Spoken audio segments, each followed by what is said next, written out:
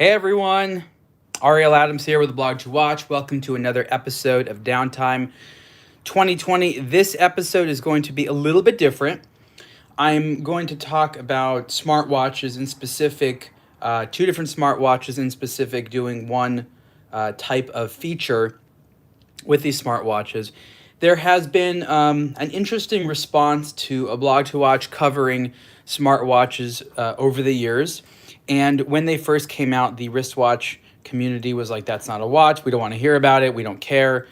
And I had a different opinion. I always knew, hello, Dan from Cyprus.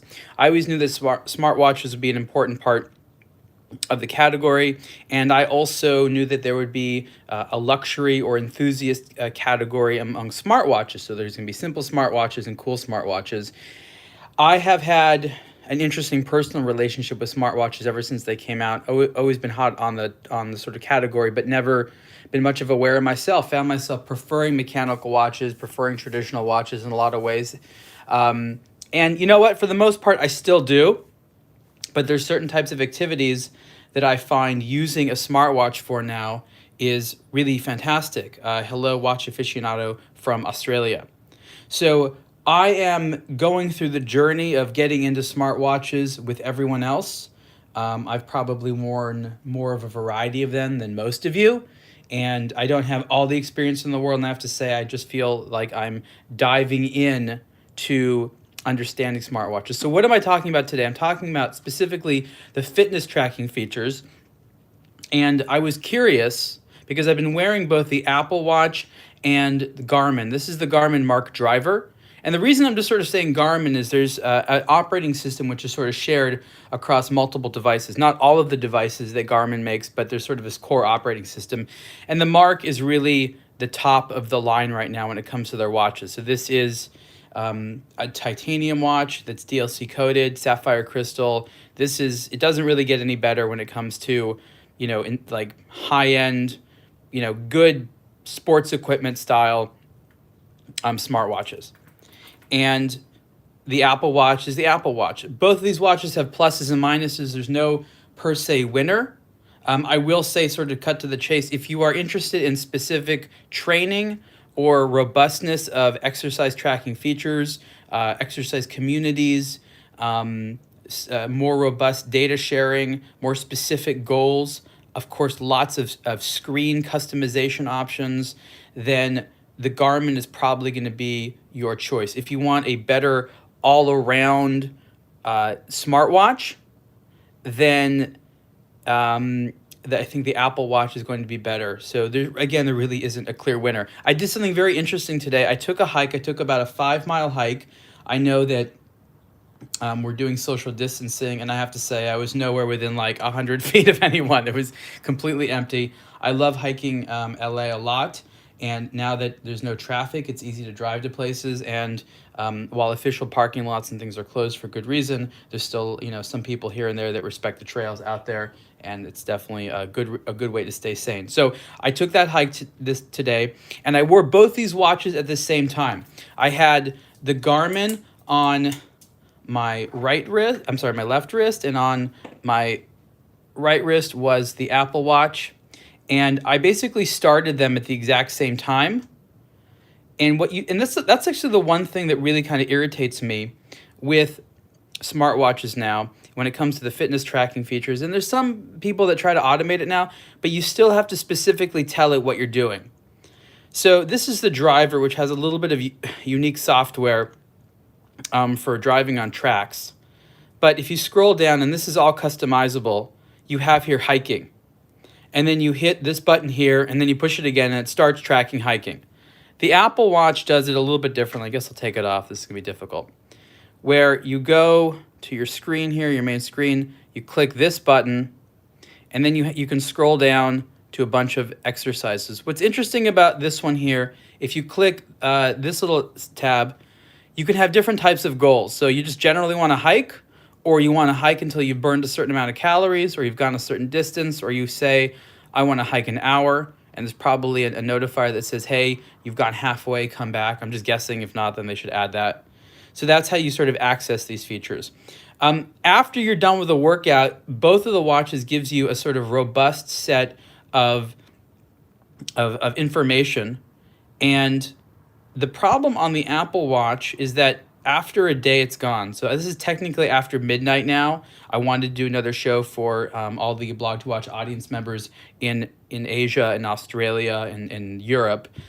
So again, anyways, it's after midnight here. So you can't see the data. You can go on your phone, you can go on your iPhone and you can see the data, but on the watch, unless there's some feature that I don't know about, you can't really tell. So it just has, I haven't really worn it tonight, so it doesn't have really too much. It tells me that I did some good stuff yesterday, but it again, if you want to sort of track your stuff on your watch, the Apple Watch isn't particularly good at that. What I will say is good about the Apple Watch is when you are in a fitness tracking mode, you can very easily switch over to other features. You just want to see the time. If you want to just like look at your messages and do stuff, Apple does a good job of allowing you to do multiple things. And that there's a good chance you're going to want to do that. Like when you're on a hike, you get a text, you don't want to pull out your phone, you can dictate a response. You can do stuff like that with your Apple Watch that I'm not sure if you can do that with the Garmin. When the Garmin is in the hiking mode, it's actually kind of confusing because there's all these different screens. You kind of scroll up and down. I'll actually just put it in hiking mode. It won't do anything. So it says start. And then the default screen has the time that you've been hiking and the distance. Okay. It doesn't really tell you that if you push these buttons, you get these other screens. You have the total ascent, your speed. This is your heart rate, an actual map. How cool is that? And there's the time. Remember, both of these watches have GPS in there. And what that means is it's going to track your location. So I guess that's a good point to discuss right now. What is this watch actually tracking? Well, the first thing it's tracking, of course, is the time. That's very simple. It's tracking your heart rate on both the watches. It has an accelerometer, so it knows if you're moving on both the watches, and so it knows your speed. And it has GPS, and it uses GPS as well for speed, distance, and has an actual map of where you've gone. So on both the watches, I believe you can look at the map. On the Garmin, it's a little bit more straightforward. Now, these screens that you scroll through here, these are apparently all customizable as well, and that gets a little bit deeper into the software than most people know how to go. But I would say that the Apple Watch is probably a little bit more intuitive, but Garmin gives you a little bit more features and things like that. For example, the Garmin also has compass and other features like that built in. I'm not entirely sure how to access them from here. So, okay, so maybe the navigation, current activity. I guess this is, so there's a lot of different sort of ways of customizing it and doing things like that within the Garmin operating system. But it takes, again, a lot more time and attention. When I've been hiking, the Garmin it doesn't bother you. Once in a while, it'll vibrate to tell you you've gone a mile or something like that. But hello, Sonny. But the Garmin is on your wrist during your hike, during your walk, during your bike ride, whatever, and it doesn't do anything, doesn't bother you. The Apple Watch, on the other hand, did something really funny. And the reason the screen's turning off, by the way, is this is the one with the persistent always on screen, but it only does that when it's on your wrist. So I guess I can switch them right now. The Apple Watch sometimes doesn't know if you're still exercising, and it asked me. So in one hike, didn't do this today, I only did it one time today. But the other day on a hike, it asked 5 times. It was like, are you still hiking? And I'm like, do you think I'm not hiking? Do you think I'm not exercising hard enough or something like that? And once in a while, it'll vibrate when you've also hit a mile marker. But I believe that the Apple Watch probably bothers you a little bit more. And I did not like that it didn't know that I was still hiking. I don't know why. It wasn't like I was standing still. I was like actively walking. And even if you were standing still, it's a hike. You're allowed to do that. So I found it a little bit annoying. I don't know, maybe it was a setting issue or something I was doing, but the Apple Watch once in a while didn't think I was still exercising when I was. And it actually has a screen, and you actually have to say, I'm done, or pause my workout, or dismiss. There's actually nothing that says, no, leave me alone. You have to go to dismiss, which is not the logical choice. Both of them are equally comfortable. I have the Apple Watch on sort of, this is the stock or the standard, the sport band as they call it. Hello there, Vatasal from India. Oh, thank you, Sonny. Yeah, this is one of the watch faces that was more recent for Apple Watch. I really like this one quite a bit. And there you can see it on the always on state. So I guess I've tricked it with my hand behind there to thinking I'm wearing it. Still pretty bright. Both these watches have always on states. This one is a little bit different here because it's a reflective screen, and the more light, the brighter it is. If you want light, you have to have a backlight. So that's something you can turn on and off. One of the things I noticed with the Garmin, which is strange, and I guess only I would know this because I'm out there on the trail at night, is that the light, the backlight of the watch turns on when you're in the dark. Maybe the system thinks it needs to do that for visibility, or it just assumes it's dark out and you want to look at your watch. But I have to feel like the battery is being drained quite a bit. So I don't know exactly what it is, but if I'm hiking and it's dark, the backlight of the Garmin lights up, which again is helpful, but I'm not necessarily sure if that's the greatest idea in the world. It's definitely not stealthy. And I don't know how good it is for battery life. Okay, so let me get to the cut to the chase here of why you want to track these things in the first place. First of all, unless you've been hiking for a long time or running for a long time and you know your limits, it can be kind of boring to do it without knowing if you're pushing yourself or you're going further, you're going faster. And these days, when everyone is stuck inside with COVID-19 and you've got to exercise, you have to make sure that you're doing it enough. So these products can be like personal trainers on your wrist. They can say, excuse me, sir, your goal was to go 2 miles. You've gone 1.75. I don't care if you're tired. You need to go a little bit more. So okay, let's some questions here. So anyway, it'll motivate you to keep going because you haven't gone as much. I wanted to show you a different Garmin. This is the biggest one that I think they make right now. This is the D2 PX D2 Delta or something like that. This has essentially the same operating system as the MARQ. It costs almost the same as an entry-level MARQ, but this is one of their high-end pilot watches. And the funny thing is it has all the same features in there, GPS, heart rate monitor, things like that. So I just sort of wanted to press upon you that you could wear other ones. This is really, really big, but this has all these cool aviation features, and both of these are in titanium. Somebody said something about a chronograph. That's interesting. This watch, I forget how to do it. Both of them have the ability to do it, but you can use a chronograph while you are hiking. That is a great feature, and the idea is that you have it tracking your distance, your time, everything in the background, but you want to go an interval, and you want to say, okay, I want to go really hard for 3 minutes, or I want to see how long it takes me to run up that hill, or something like that. So while you are in this tracking mode, what's the best Garmin watch? That's a good question. I'll get to that in 1 second. While you're in this, exercise tracking mode, you can, I forgot how to do it exactly. Do you push this button here? There we go. So you hold down. So pushing this button one time stops your workout, but holding it down activates the chronograph. So there is the chronograph dial, which is pretty nice actually, on the Garmin, and you can have chronograph intervals while you're hiking, and that's great. You can do something similar on the Apple Watch, but I haven't quite done it. But so you can reset it, or you can keep going. It's really nice to be able to do that, actually, to be honest. Someone said, what is the best Garmin watch? And the reason I feel that that's a very fair question is because they make an enormous assortment. I think there's over 40 models of smartwatches they make right now. They make smartwatches with this particular type of screen. They've made them with an OLED screen. They've made actual analog dials with sort of a stealthy hidden screen. They've made it for every type of activity you can think about. And so Garmin, I think, has more smartwatches on the market at any given time than anyone else that I know. I mean, maybe the fashion brand, maybe Fossil has more of them, but to be honest, Garmin has so much, and there's reasons why. I've talked to them about it. I asked them, I was like, why do you have so many? Does that really make sense? And part of the problem is they have all these different sort of categories. Suunto has less now. So Garmin has these different categories internally. There's like running, and there's boating, and there's there's flying, and there's like all these different worlds, and each of them has its own PR teams and own stores and own distribution. So they want to have products for everyone. But the MARQ, which is this particular model right here. This is the MARQ driver. There's a few different ones. The MARQ driver has a particular bezel, has the black color and this bracelet. How long before these are obsolete?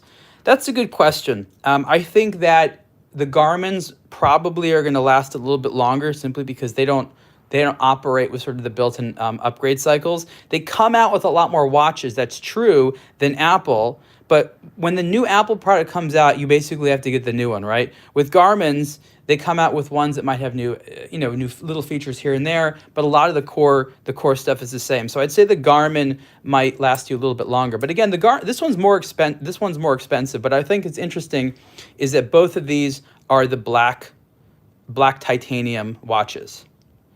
And unfortunately, Apple does not have a matching black titanium bracelet, which would be super cool. And this titanium bracelet on the Garmin MARQ is really great because the inside is silicone. It's unbelievably comfortable. And when I'm hiking or jogging or things like that, me and pretty much everyone else, you don't like to have a watch that slides around all over the place. And this one's really snug and it looks cool. Is the Garmin more shock resistant? Yeah, probably. I mean, it's a sturdier thing. Let's talk about battery life really quick. So when they are tracking with the GPS on, there is an awful lot of battery usage that has going on. Oh, hello, Hail Bob. Welcome. He says he just caught a show live for the first time. So yeah, I'm trying to do these at different times of the day. Okay, so let me go to the result of the test today. So as I said earlier, I went on a hike earlier. I went on a 5-mile hike, and I wore the Apple Watch and the Garmin MARQ. The same time, I activated them within 30 seconds of one another. And the reason I did that is I wanted to see how their sensors would work. Okay, no heart rate. I'm sorry, I'm dying here. You want me to discuss the business model between the different watches versus... Okay, we'll talk about that another time, sir. A good question, but a little off topic of using these watches to track exercise so that during COVID-19 isolation, we can have a good sort of wristwatch personal trainer. So going back to the test I had, wore both the watches, went on a 5-mile hike, wanted to see how they would compare. What if one of them thought I burned 1,000 calories and the other one said 500? Well, that's a big difference. What if one of them thought that I went, 4 miles and the other one said 5 miles? That's a problem. And I had no idea of knowing. My guess was that they were going to be somewhat different. So G-Shock is the best COVID-19 watch. Thank you, Adrian. I'm not sure what that means, but you could put G-Shock is the best blank watch. There could be many dangerous things. So how did they perform? So I guess to get to the point here, the first thing you had to do is look at them. And on the Apple Watch, like I said, I couldn't show you the stats the day after, but I can actually do that here. So I'm going to stop this, and I'm just going to show you what it's like. So you can resume, you can save, or you can discard. I'm gonna discard this one, but if I went to save, that way I can see the stats. I didn't do anything, I didn't go anywhere, so there's not going to be stats this time. And they really want you to sure. Are you sure? So I like that, they make sure, but at some point you're hiking, you're doing things, you don't want to sit there and hit all those buttons all the time. Yeah, so someone's talking about the Casio, the G-Shock, the WSG F30. Great watches. Those run Android. That's sort of a different thing. I haven't tested Android watches too much while exercising. So this shows specifically Apple Watch versus Garmin. Okay, so let's go here and let's look to find what my workout was like yesterday so we can look at the stats. So I think it's through here. There we go. I just went by it. So this is my last hike. So you can see here I was 5.77 miles. I hiked for 2 hours and 18 minutes. I went 1,248 feet. Okay, so let's get a little bit more data here. How do I do that? Let's see here. All stats. So what I'm doing right here, how fast is the GPS acquired? Very fast. Yeah, it's very, very fast. So there's a few things I got the data and I'm going to compare it. So I'm going to tell you to you, but let's just look at what it says here. Average speed was 2.5 miles an hour. It says I burned 858 calories. The average heart rate was 110 BPM, max was 138. And these are some other metrics that I don't know how to use because I'm not cool. Important, my ascent and my descent numbers, again, because this uses the various functions. Do I miss the touchscreen Garmin? They have a touchscreen one coming back. They can't determine. Okay, so let's compare the numbers. I have a screenshot open up on my phone. So the funny thing is I'm using my iPhone for this YouTube live session, so I had to make a screenshot from the activity app from Apple and then send it to my other phone. Okay, so I told you, I want to compare the numbers here to show you just how similar they were. So this one was 2 hours and 18 minutes and 22 seconds, and it was 42 seconds, so they're off by 20 seconds. Okay, the Garmin says 858 calories, Apple Watch says 891. So the Apple Watch thinks I burned more calories. Okay, that's interesting. I don't really know what that means, but that's fine, not that big of a deal. Average heart rate, both of them, exactly 110 BPM. Wow, I was really impressed. I mean, of course, the technology they're using is the same, but that the software reads it the exact same way, that's really interesting. The screen that I'm looking at right here does not have max heart rate, but it does look as though there's like a little graph. I'll just sort of show you right here. There's a little graph here, and it looks as though my max heart rate is definitely a little bit higher, 153. So this one thinks it was 138. The Apple Watch got it at 153. Again, different wrists. Maybe one of them was wearing a little bit loose. I just sort of attribute that to different parameters, but that they both got the average exactly the same. Very, very impressive. Okay, let's look at more. Oh, distance.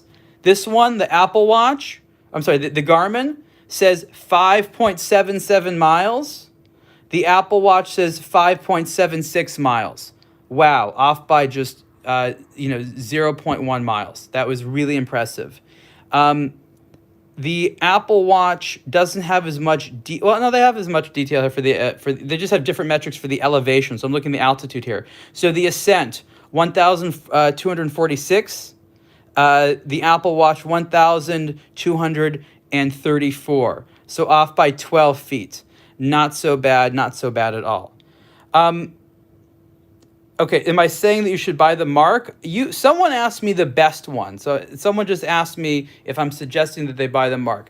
The MARQ is the best one in terms of the quality and the fit and finish and the style. But what I was trying to say is that this core software is available in less expensive models, I believe. Okay, so what I've just demonstrated to you is that whether or not you use the Apple Watch or you use the Garmin, the actual data that they're recording is extremely similar. So this is not true across all devices. We have worn smartwatches that we believe have not recorded data very well. These ones, I don't actually know if they're recording the right data, but they're recording the same data, which means they're consistent. So if you go from one product to another, it'll track you properly, and it both looks like the margin of difference between them is so small that effectively these are equal products when it comes to the quality of the data, which is very, very important. So when you buy one of these products, what you're really doing is you're buying the software. You're saying, I like the Apple ecosystem. I want to get the Apple Watch because I like what it looks like or whatever. Of course, the software consideration is a big deal. And the Garmin, you get it because you like its software, you like its environment. So I thought that's very interesting. That is not true across all smartwatches by any means. There are big differences in the performance of these, but these two watches, which I consider to be top quality in the area, in sort of the particular category, these are the best options, or some of the best options. You know, obviously Apple Watch has more sophisticated ones. There's the ceramic one that costs more. There's the Hermes one, but they all have the same operating system. So that was very, very impressive. I understand that people who come to aBlogtoWatch are mostly interested in mechanical watches. And trust me, I'm mostly interested in mechanical watches as well. But I've had so much enjoyment wearing smartwatches, getting to know them, appreciating functionality that you would never have with a traditional watch. Like I could have had a video like this comparing chronograph performance. Okay, so this is going to be for the next video. I have actually all the watches I'm going to talk about in the next video out here. So here's one chronograph, and let me just grab, here was my Bulgari X Pro. And I could have done a chronograph test to see like which chronograph is running, basically at the same, are they just as accurate? And that would be the same type of test, but we wouldn't care. That'd be boring because that's not something we use. But with smartwatches, it gives us the opportunity to talk about this type of functionality in a way which is ultra, ultra relevant. And this is functionality that us as a community is just starting to understand how to incorporate into our lives. Because think about it. In the world of traditional watches, when's the last time you heard of a new complication? It's the same stuff. It's a chronograph. It's the GMT. There's a couple of calendars. The moon phase. There's just not that many complications. Very, very rarely are we introduced with a watch that does something new. All of a sudden in smartwatches, it's all it is new stuff. They have the traditional things and then a mountain of new features on top of that, which I understand can definitely be something which is intimidating and is something new. But there's a lot of interesting things out there. Smartwatches have a long way to go. I don't know how people compared early wristwatches to pocket watches. Maybe it wasn't the same thing at all. But it's an area that I'm interested in addition to mechanical watches. It's sort of a new hobby for me. Someone said, do smartwatches have movements? Well, unless it's one that has an analog dial, nothing moves. So do you want to call it the movement? Do you want to call it the hardware? What do you want to call it? I think hardware is probably the best thing to say. Casio, they have movements in G-Shocks, the digital ones? They call them modules, which actually makes the most sense. You think smartwatches will compete with smartphones in the future instead of mechanical watches? It's true.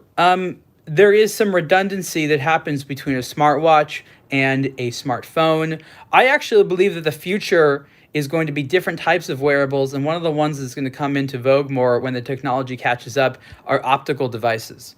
So Google Glass came out a few years ago. It was, it was kind of a jokey product. It wasn't something to take super, super seriously, but it was the type of thing that did something that I think alluded to a future that makes sense for a smart device. Because you think about an optical product, you can have data displayed in front of your face. You can have augmented reality. You can hear things because the arms of the glasses go next to your ears. It ostensibly could touch your head and maybe read certain commands that you're just thinking. It can hear you.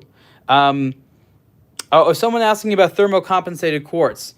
I don't think that these watches have thermocompensated quartz. And by the way, ask your questions. Ask your questions. Someone's saying that the Apple does have thermocompensated quartz. The idea is that these watches get their times updated through the connectivity signals. So they essentially get the time updated through the internet or through your phone, which is getting through the internet. Or they could receive it through various types of other signals, such as they're connected to LTE or something like that. But if you disconnect them, then they can go into traditional watch mode. And the question is, do they just have your stock, quartz oscillator in there, or do they have a fancier one? So someone is saying that the Apple Watch has a thermocompensated one, which would make it more accurate. And I'm not really sure about the Garmin. But I will remind you that this is more accurate than them both of them if you disconnect them. So again, I just like to bring this out because this outperforms even the smartest of watches when it comes to accuracy. This is the Citizen Caliber 0100, the most accurate movement, the autonomous movement in the world, accurate to 1 second a year. I'm still so impressed with this thing. So this is something else I think is interesting that I will mention, and I want to know what everyone has to say about this. I believe that smartwatches will, because of their penetration into the market and their popularity, create a new nostalgic segment for high-end quartz watches, which I will start to call dumb watches, or dumb electronic watches, not dumb watches, dumb electronic watches. Dumb in the sense that they don't have software. So I believe that there will be a craftsmanship community that makes softwareless electronic watches. I think software is going to be the difference in the future. Now it's like spring versus battery. I think it's going to be software versus no software. Not that mechanical watches are going to go away, but I think that there's going to be this new era of luxury electronic watch that doesn't have software in it. I know, it's 7,000. It's a lot of money, but look, for 7,000, you do get a very pretty movement. Exhibition case back on the quartz. But you know what the funny thing is? You know the first watch I ever saw that had exhibition case back on a quartz? Ironically, I have it on the table here, and it doesn't cost $7,000. This is the first undone, and I happen to have this here. I was going to show it, but look, that has. I think there's a piece of plastic over there. It's a little bit obscured. That has a display case back for the movement. So this was like a, I don't know, $200 and something watch, $250 watch that had display case back for the quartz movement. So it worked really well here, and here it works even better. And I believe now that there are, of course, some Grand Seiko watches, but even the Grand Seiko quartz watches, I had one here the other show. I think they may have one or two that's a display case back, but it's definitely not common. But the 9F movement, which is in there, is beautiful. Okay, so let's get back to summarizing the conclusion between the Garmin, this is the Garmin MARQ, and the Apple Watch in terms of hiking watches. Someone's asking me if I have a Breitling Aerospace Evo with the small hands and the two small screens, or the analog hands and the two small screens. No, I don't think I have one of those. I know what you're talking about. I would have liked to play with Google Map without connecting the phone. You can do that. So that's a good question. So the Garmin, you can explore the maps. It's a little bit wonky with the pushers, but you can explore the maps because the software is built in here. There's a lot to talk about these things. So again, going back to the theme of this, the Garmin versus the Apple Watch as an activity tracking tool. I took both of them hiking. The results were virtually identical. So if you are talking about simple tracking performance in the accumulation of data and sensors, I would say that there's virtually no difference between the two. When you choose one or the other, you're choosing the design, you're choosing the software, you're choosing the user experience. They definitely have pluses and minuses over one another, but I don't believe that one is standout the better product for all purposes. If you're wearing your watch as sort of a daily wear and you're already in the Apple ecosystem, the Apple Watch is probably preferred choice. The Garmin MARQ is for people that want to stand out a little bit more, are definitely going to do the physical activities and other types of exercise or things that the watch is designed for. Otherwise, it's kind of a waste because there's all these features in here that it does really well. Notifications, internet stuff, text messaging, that's all Apple Watch stuff. There is notifications on here, but I have it turned off. It's nowhere near as sophisticated as on the Apple Watch in terms of integration with your phone and stuff like that. So if you're more used to having a watch that does its own thing and plays with the phone nicely but isn't like required to do it, the Garmin MARQ is definitely the watch for you. And that's why I think that a lot of watch lovers who are skeptical about getting in to sort of the world of smartwatches might appreciate something like the Garmin MARQ more. When they came out with this one, I said to them they've basically got to like Tag Heuer level quality in terms of the design and the finishing and the overall fit and finish. So I think that is true, and Tag Heuer has the new the new connected watch, which is the same name as the old connected watch, that is an even better product than the last generation one. That just came out, but that is an Android product. So that would sort of be the next set of the series, is to include a review of how Android performs. But I only have 2 wrists, so I don't know where I would put it. Thank you everyone for checking out this slightly different episode of Downtime. We were just informed today by the U.S. government that we are going to be indoors and through the end of April. So that means that I have just over a month left. I don't know if I want to do the exact same episodes every day. I don't know if I'll do these every single day. I've been doing them every day so far, been changing up the times, and I'm trying to give everyone that lives in your part of the world, or it's daytime in your part of the world, a little bit of love, because sometimes, I think that I speak a little bit too much with North American watch collectors and those in Canada. And I want to know what's going on in everyone's mind. And again, I'm wearing a really big Garmin here just to sort of show that there is a different styles of watches with similar operating systems. Can we see Rolex making smartwatches in the future? It's a very good question, and the simple answer is there's no reason why not, but that doesn't mean they're going to do it. I could talk about Rolex's structure over the course of an entire episode. I'm not allowed to say everything I know about Rolex because, they showed me certain things and they took me certain places that are not available for the public.